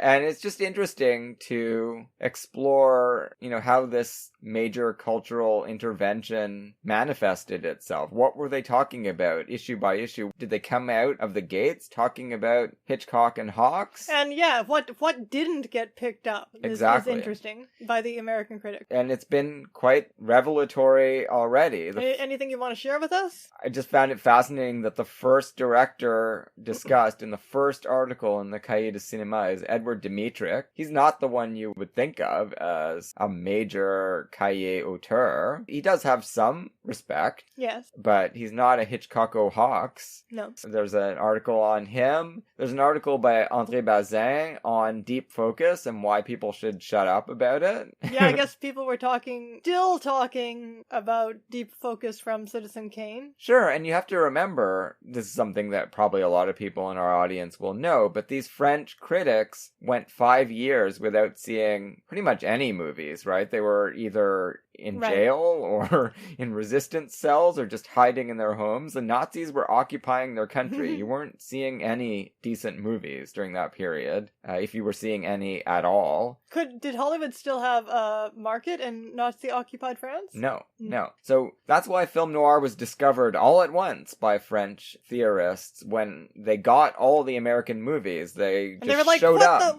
Because nobody else even noticed this happening gradually, but they were like, what the fuck happened to American films? Yeah, in 1945 or 46, they see Murder My Sweet, they see Double Indemnity, start drawing links between all of these films and the new values and new aesthetics that are evident within them, and they just go from there. And of course, they're seeing Orson Welles come into his own during this period. Citizen Kane is 41, so I don't think they would have seen that either. They were already under the Nazi thumb by 1941. It's only a few years old for them by 1951. So you were explaining this to me in the kitchen. You were saying that the gist of this article was that there was this ongoing argument, apparently, among French critics about deep focus disproving whether or not the new advances in cinematography disproved auteur theory by making the cinematographer the auteur, and Bazin is like, no, they don't, and that's the end. Well, yeah, because Bazin is basically, he doesn't give me much to go on, but there were French film critical magazines and journals in the late 40s that Bazin is like, no matter what kind of cinematography is going on, it's the director who has to make storytelling choices based on it. So, yeah, there's an interesting mix here. You've got the first article, which is just, here's some talk about Dmytryk's, the 3 Dmytryk movies I've seen. I haven't seen any of his other movies. it's pretty hit and miss what makes it to France by 1951. So let's talk about Murder My Sweet and Crossfire and Christ in Concrete, the most recent one. Then you've got Bazin just doing meta talk about film theory. And what he's really keen to illustrate is that the art form is developing dialectically. So new things are coming into it, but other things are being lost. And the key to being a successful artist as a director, a successful auteur, is to make use of all of the tools available to you at whatever point in time you find yourself during this dialectical process. And he is keen to point out as well, deep focus was not a big deal in 1915 because everything was being shot in sunlight where you could focus on everything evenly already. True enough, but obviously the storytelling choices made possible by deep focus in the 1940s, I mean, it developed a much richer vocabulary for the director to use. Right, but the dialectic there is that, okay, because they moved inside and the lighting conditions on a set mean that in the 20s and early 30s there you had to focus on specific parts of the screen. Other parts are going to be left kind of vague. So that led to all kinds of different camera movement and cutting techniques that you wouldn't have had to use when you could just show a scene as if you were looking at it in life. But then when Greg Toland primarily finds a way to again get everything in focus on these sets, then you can start doing what you were doing with cutting by showing everything on the screen at the same time in deep focus. Bazin thinks that this is all amazing, and that's all he's interested in, and he is unshaken in his commitment to the auteur theory. Then we have an article which was ridiculous. It was called Le cinéma italien est aussi une industrie. That's what it's called, I believe. So I was thinking this was going to be an article saying, don't get so highfalutin about talking about Italian cinema because it's a business as well and it's not all great stuff. It wasn't that. It was like a product placement for Cinecittà and all of the other studios in Italy, and it was saying Italy's an up-and-comer, it's going to displace Hollywood very shortly. Well, I mean, it's just a boosterism. It certainly did well. It did. I don't have any quarrel with it, but it has no value as criticism. It was really just, here are the numbers. Look at all the theaters they have. Look at all the money they have. It's incredible. Pay attention to Italy. These guys were just interested in everything that was going on in cinema. And then the one I read today was the most interesting of all to summarize. And what I'm doing is just a précis, right? Just an abstract. Yeah, we might actually get a special subject out of this one. Yeah. So I'm just trying to paraphrase what I read in a couple of paragraphs. And I've got them now. I'm posting them in a bunch of places because it's hard to get anyone's attention with anything. I've revived my old blog, Anagramsci, so they're all going to be there, but I'm also posting them on Letterboxd as part of a list that is kind of an index. We'll see if anyone ever sees them. But yeah, this one was an article called Au-dessous du volcan. So it's kind of a play on words, under the volcano, but it's a compare and contrast between Under Capricorn and Stromboli, which is Rossellini's movie about Ingrid Bergman and a volcano. This was,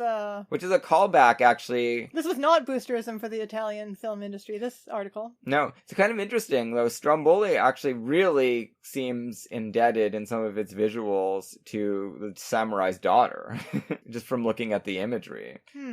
All of that aside, it doesn't really talk about the movies. It just talks about them in grand generalities and discusses tendencies within Anglo-Saxon and quote-unquote / Protestant cinema and Catholic cinema and Italian cinema. And it apparently doesn't have anything to do with the actual religion with which the director was raised, because the example of Protestant cinema is Hitchcock. Yeah, who was famously a Catholic raised by Jesuits and never really shook that. Yeah, but as we know from Bresson, it kind of seems like Jesuits might be Protestant. Sure, there's so much. I mean, there's lots of different Jesuits, for one thing. This was a ridiculous article. I think it's valueless, but it was really fun to read. But what it does say is that cinema, the essential subject of cinema is the mystery of personality, which the author equates with the mystery of grace. But that's really theologically specific. Like, most Protestants wouldn't even know what the hell you're talking about. No, the and mystery I of grace. certainly... I thought the mystery of grace had to do with Catholicism myself. No.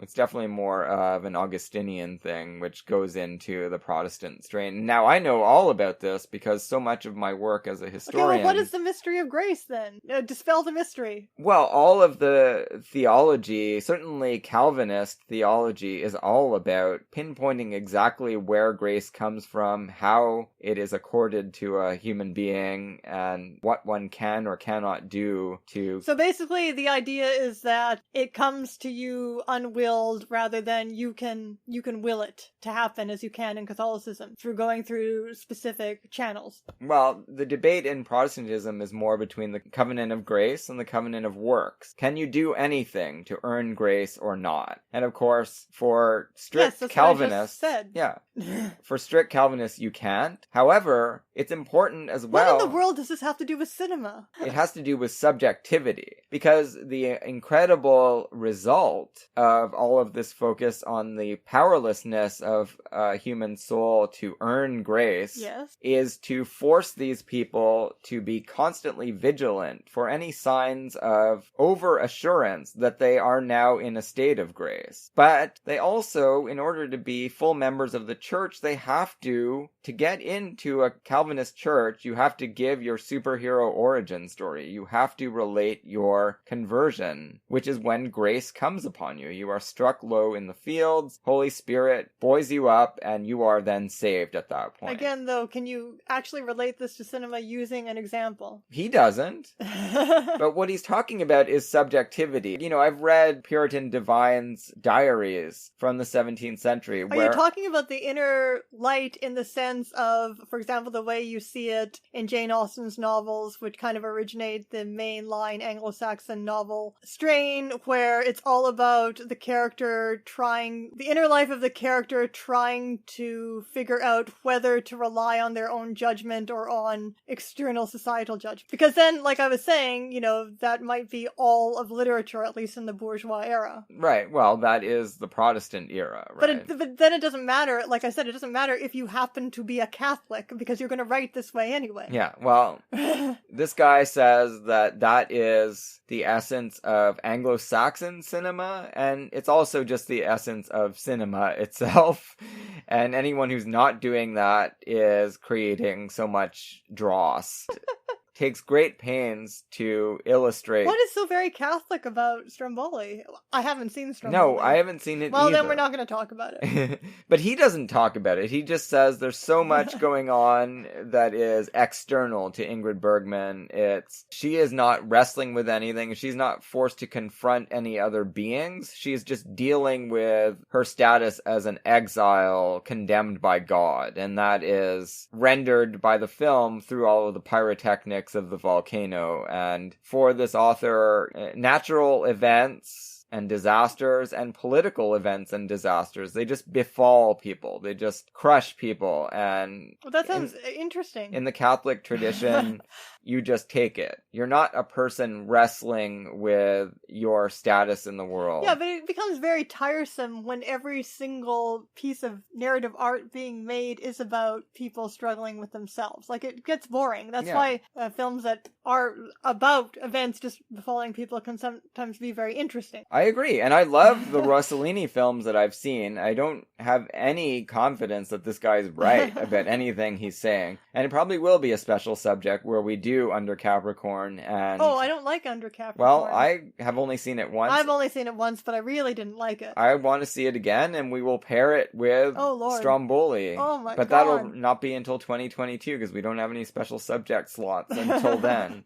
So stay tuned, and stay tuned for many more Précis du Cinéma on Twitter, on Facebook, on my blog, and on Letterboxd. Wherever you find me, there will be Précis du Cinéma for many years to come. Probably only a few at a time. I don't know how quickly I'm going to get through this, but I'm really enjoying it. And we'll close this week with a little email that we got from Adam. So he mentions, now again, Elise and I really love to know who you are out there. We are getting, somewhat fewer downloads than we were in the pre-COVID era, but we're still getting quite a few downloads per episode, and we're always so curious, like, who is listening out there? Who are you? You know, what's going on in your life? How do our ramblings intersect with your own aesthetic experience? And here we've got some insight into a person we never encountered before, named Adam. He explains that cinephilia is a relatively new hobby for me. I feel lucky to have found your podcast. I got interested in watching the Dietrich von Sternberg movies after listening to an episode about Dietrich on the podcast You Must Remember This. So this is, first and foremost, a podcast listener who, after hearing about one thing on a podcast, decides maybe there are more podcasts on this subject. This is exactly how my life works. I hear about something interesting, or maybe I read about it. It's not always from a podcast, but then I go to the app that I have. Listen Notes. Yeah, where you can type in anything, and it will tell you every podcast that's ever discussed this topic.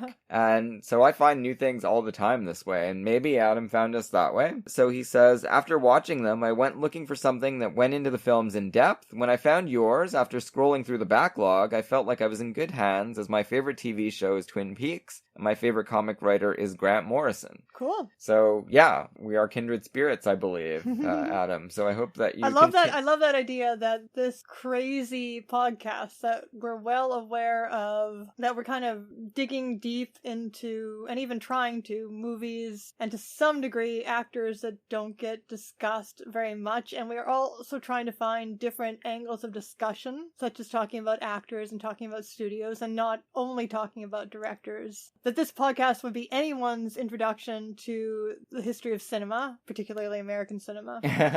But that's thrilling to hear, and yeah, we'd like to hear the stories of more of you. Please do write us. We really do value these contributions. I mean, I think that the more eccentric, well, obviously that's why we're doing this podcast the way we are, but the more eccentric your introduction to cinema history, probably the more interesting for you. Yeah, I would think so. You know, I mean, anyone can go to film school, but listening to oddball podcasts by ex-academics. I mean, we both deliberately didn't go to film school, so yeah, that was on purpose. Right. So we're giving you a different approach. Now, I think we should be part of a well-balanced approach to cinema history. Don't just rely on us, because we're very idiosyncratic, and maybe you won't agree with us on everything. Also giving a miss to many of our favorites that are well covered. Of course. But yeah, glad to have you with us, Adam. Well, next week, we head back to Setsuko Hara, so we'll be talking about Temptation from 1948, and Here's to the Young Lady, 1949. So these two are also totally unknown to both of us. Yeah. And after this, we're going to get more into the Ozus and Narusas that we've had experience with before. I have no idea what we're going to get with these, but I'm sure they're going to be really interesting to talk about. So far, everything has been. A tiny little sampling of the lesser-known Setsuko Hara. Nothing else is available to us yet. That's right. So join us then.